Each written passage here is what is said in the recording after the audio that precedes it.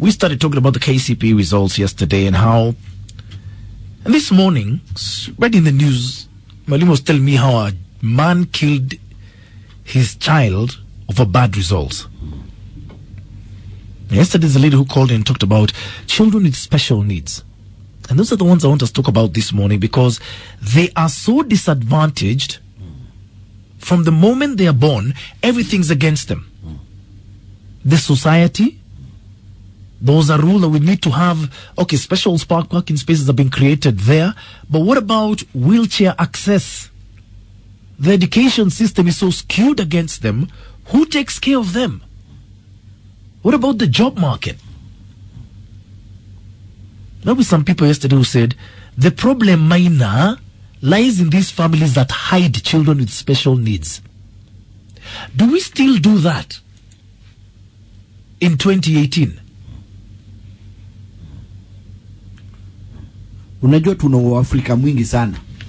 That's the only part that Uafrika inafai toke, because if you get a special child, it's a special child. True. That does not make the child different or less of a human being. Yes. Na hii sasa hapa system zetu kuanzia shule, huyo mtoto anafanyishwa the same exams. We don't even have teachers trained for them. Yes, no one has patience for them. Well, then this is a second chance. And what is this belief that if you get a child with special needs, that is a curse to the family? Na hafai kutolewa, hafai kuonekana huko nje. Why? If you've got a child with special needs, I want to hear from you. How do you deal with it as a parent? Maybe there's some parents who just don't know how to deal with it. You know, it's because of the society. Watasemaje? Do you take your child out in the public? If you hide your child, let me know why. Maybe we need to understand you. Do we even have those schools? No, we don't. There are some specifically for particular things like deaf children, the blind. Those we've got, I know. But what about children with other special needs? They can see, they can hear, they just can't function normally. Even the government never talks about it. Do you hide your child with special needs? Why do you do so? Please give me a call on 0711 046 105.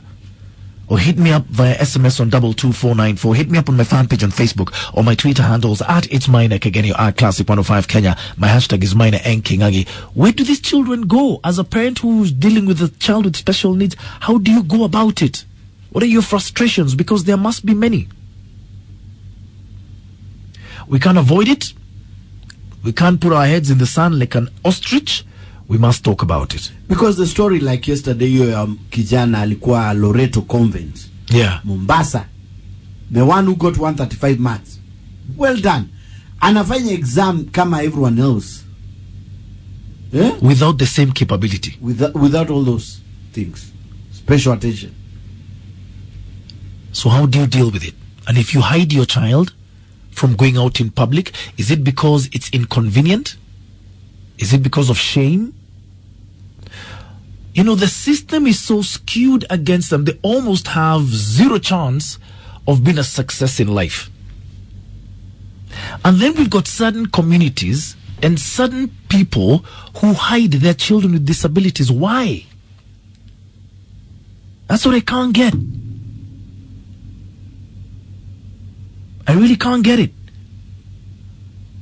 There are some communities you go to, watu hawezi ona kiwete huko, hawezi.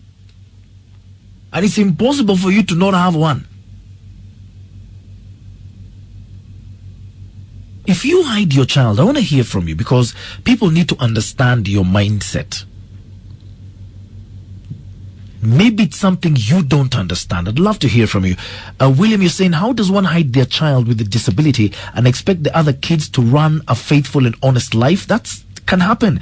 We need to take life as it is and learn never to whine or worry about things that we totally have no control over. I love that. They're saying, we've got a client who has a child with disability, cancelled some medication, and she was telling me her husband and the family of the husband chased her away, and now Kijabe Hospital is where she lives with this child. What do you mean, Purity? She lives at Kijabe Hospital. Hiya. Hi, Maina. I do have a child with autism. I do not hide him. By the way, people stare with pity and judgmental eyes, especially when he's making sounds or having a meltdown. One person told me my son should be institutionalized. He was just overwhelmed with noise, but this guy didn't care to understand. So it's easier to just stay home. Wait, safe for him. What are those those who want to pray for you? Papers are autism zitoke. How? You know, I need to hear your story, so I'm going to try and call you in a while. Because we cannot go through life ignoring this other side of society, and they are young children. Benedicta Kagawa, you're saying parents are to blame. They don't want society to judge them. Others use them as a source of income. How do you use your child as a source of income? Sheila Bahati, you're saying it's not that those who have such kids hide them. It's because society subjects them to so many questions that they can't answer. That's tragic. Hello. Hi, Maina. How are you? Fine, thank you. I'm a mother of a special need child. Yeah. And I've never hidden him from the word go. Yeah. The only challenge we have Yeah. is school. Okay. Yes, the government have given us special schools in these kawaida schools. Yeah. But that special unit, he just went there for 3 years. Then he was integrated in the normal class. Yeah.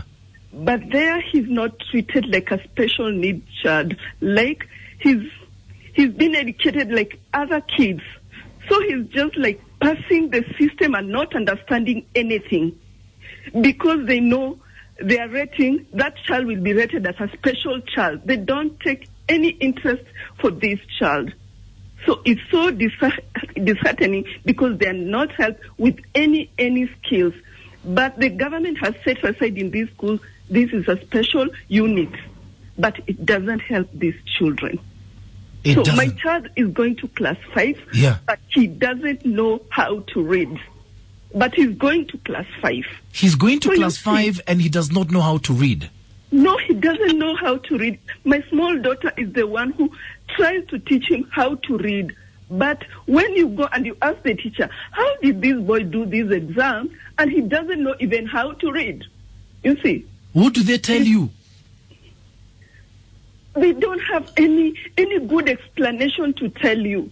And they think that you're so insisting, and so they're getting tired of you complaining over the same thing. He's 13 years and he's not doing anything, and they wasted 3 years of him being in special school with nothing.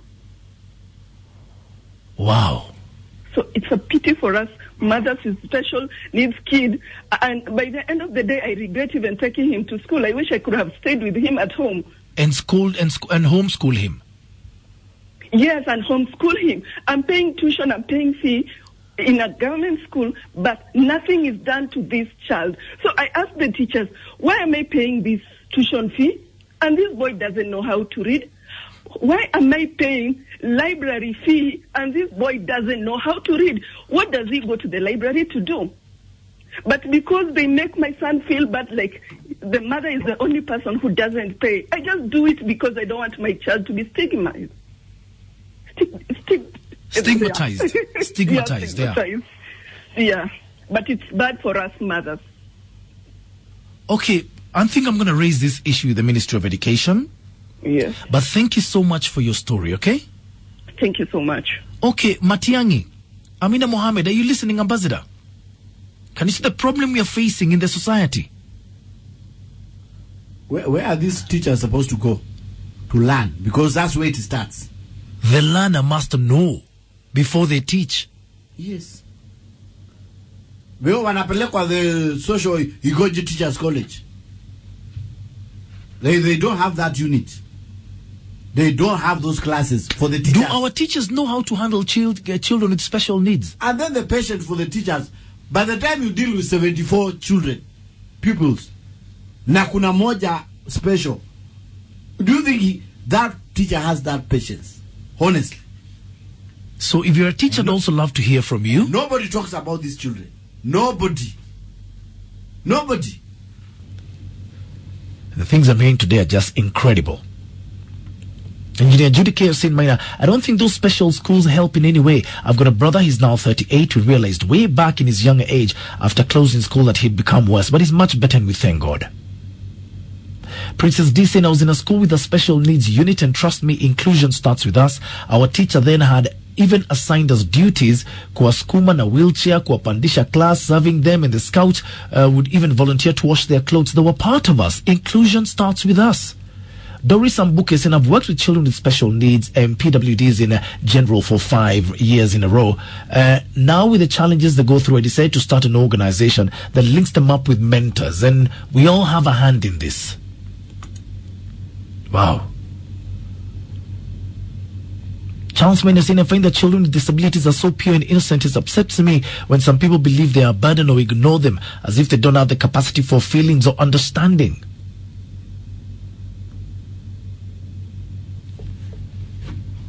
This can kill someone. Hello. Hello. Hello, good morning. Morning. Yes. Naitwa Sarah. Yes, Sarah. Okay, mtoto wangu anaitwa Mark. Yeah. Yeye ako na shida. Yeah. Hana njia ya kukojoa. Hana njia ya mkojo. Yeah. Na hana njia ya kuendea haja kubwa. Yeye alipatanga ajali 2015 when he was 3 years. Now he's 6 years old. Yeah. Sasa nikampeleka shule, vile nimeona anapitwa na wakati, ikabidi tu nimpeleke shuleni. Kumpeleka shule, sasa huwa anamfunga pampers. Alafu huwa anatumia hizi colostomy bags. Kuna vitu zinaitwa colostomy bags. Sasa hiyo ndio ya kuendea haja kubwa. Yeah. Sasa unapata watoto wengine wanamcheka shuleni, ati huyu mtoto mkubwa amevalishwa pampers, mtoto mkubwa ananuka pupu. Sasa yani inakuanga chungu sana. Mtoto anakuja ananiambia, "Mom, watoto shuleni wananichekeleanga." Hata saa zingine huwa nasikia tu nimtoe shule akae hivyo. Akae tu home. Na amekuwa kwa hiyo shule for how long? For 1 year, just 1 year. Nilimpeleka hii mwaka Januari. Na ataendelea huko? Sasa saa zingine huwa tunasikia kumtoa tu nikae na yeye home. Kwa sababu watoto wanamcheka, mtoto ananuka mafi, mtoto sijui amefungwa pampers, mtoto mkubwa. Unapata watoto wengine hawaelewi. Hawaelewi shida ya mtoto. So, yule mtoto anakuwa na low self esteem. Umeongea na walimu huko? Yeah, nimeongea nao, but unapata hao watoto wakubwa kama class 8, 7, maybe wakienda home ndio wanasababisha hayo mambo. Yani wanafanya huyo mtoto anasikia vibaya sana. Anajiuliza, "Mom, kwani nitapona lini?" Guy. Yeah. Sasa yani inakuanga uchungu. Na atapona? Hapana, kulingana na ile ajali ilifanyika cause alipitiwa juu na basi ilimpita juu, sasa akarapture upande wa haja kubwa na upande wa haja ndogo. Oh no. Yeah. And how old is he? He's 6. He's 6 years old now. Okay, I'm going to try and get you some help. Okay. I'm going to get your son analyzed and basically looked at. Nitashukuru sana. And we'll see how we can try and help you out because that is a very sad situation, huh? Nitashukuru sana. Okay, my dear. Okay, asante. Oh my God. Look at what people go through.